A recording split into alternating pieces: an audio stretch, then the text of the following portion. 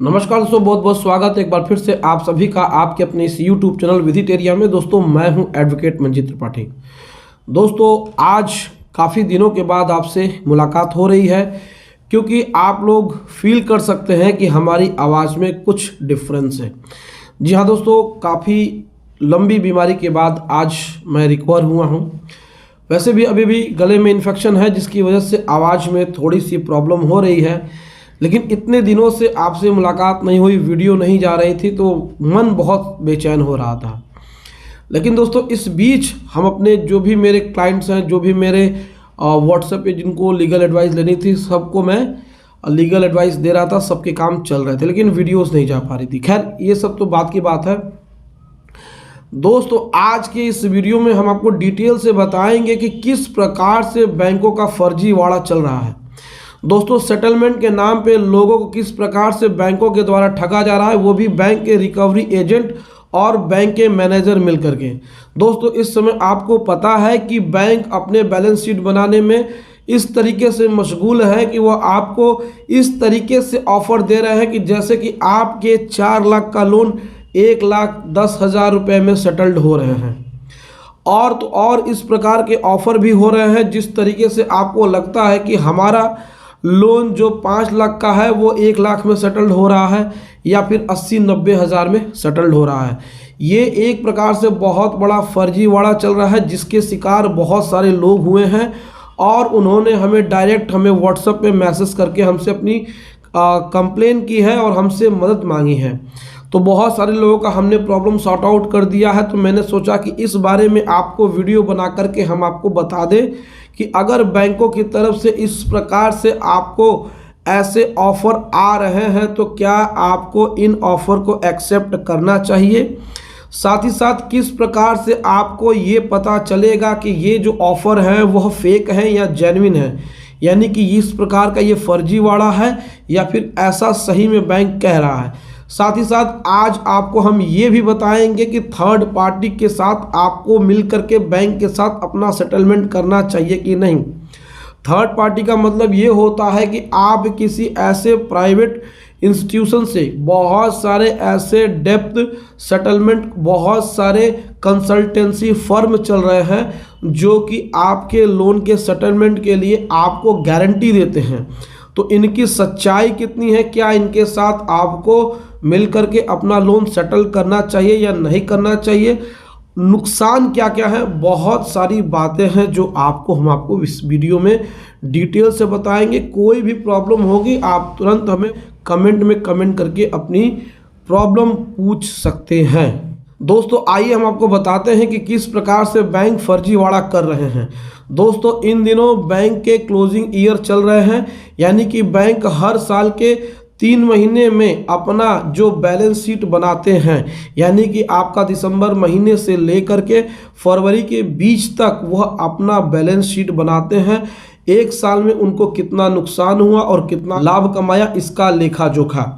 अब इसमें वो ये करते हैं कि जो भी अकाउंट एनपीए हैं, जो एनपीए कैटेगरी में चले गए हैं, तो उसको किस तरीके से वह रिकवर करे, तो वो ऑफर्स देते हैं।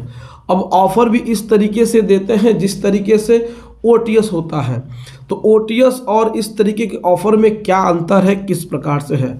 दोस्तों मैं आपको हमेशा से अपने वीडियो के माध्यम से ये बताता आया हूँ कि बैंक के मैनेजर के पास कोई अधिकार नहीं है, राइट नहीं है कि वह आपके किसी भी लोन का सेटलमेंट अपने स्तर से कर सके, क्योंकि किसी भी मैनेजर को यह राइट नहीं है। साथ ही साथ उसका तबादला यानी कि उसका ट्रांसफ़र हर 6 महीने, 9 महीने या साल भर पे एक बार हो जाता है। अगर बैंक का मैनेजर अपने रिस्क पे आपका लोन सेटल्ड करा रहा है तो कहीं ना कहीं इस प्रकार का यह झोल है, कहीं ना कहीं इस प्रकार का यह बहुत ही गड़बड़ी है। साथ ही साथ अगर वो ये कहता है कि आप रिकवरी एजेंट से बात कर लीजिए या हमारे रिकवरी डिपार्टमेंट से बात कर लीजिए, और वो जो कहते हैं आप उस तरीके से सेटलमेंट कर लीजिए, तो ये भी एक बहुत बड़ा फ्रॉड चल रहा है।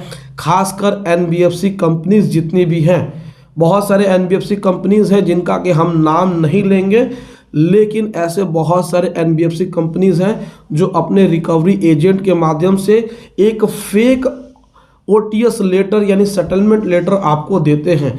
देखिए, वो आपको अपने रजिस्टर्ड ईमेल से भेज सकते हैं, लेकिन बाद में वह जेन्युइन नहीं होगा। जेन्युइन क्यों नहीं होगा, उसमें क्या दिक्कत होती है, उसमें आपका उस ऑथराइज ऑफिसर का साइन नहीं होगा और साथ ही साथ उस बैंक का मुहर नहीं होगा।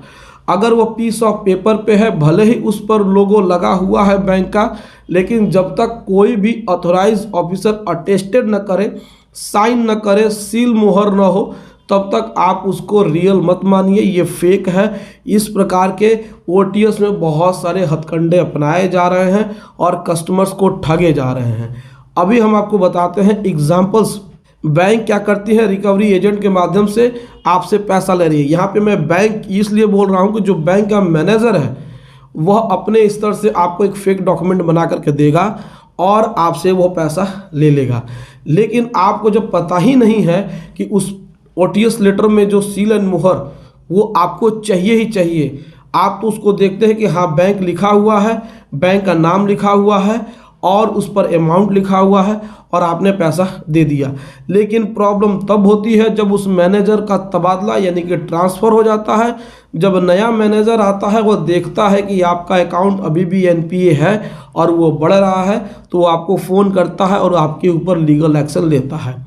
फिर आप उसको दिखाते हैं कि सर ये देखिए, ये हमारा सेटलमेंट हो गया था और आपके पहले वाले मैनेजर ने हमसे इतना पैसा लिया।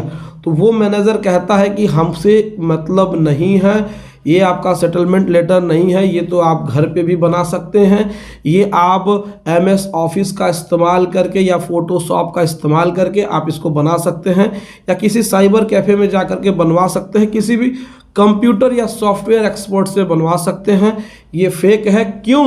क्योंकि इस पर साइन नहीं है जो ऑथराइज ऑफिसर का है। तो वह मैनेजर तो पैसा लेकर के चला गया, आपके पास भले ही उसकी रिसिप्ट वगैरह कुछ भी हो। ये बैंक के अधिकारी होते हैं, इनके पास बहुत सारा जुगाड़ होता है कस्टमर को कैसे फंसाया जाए।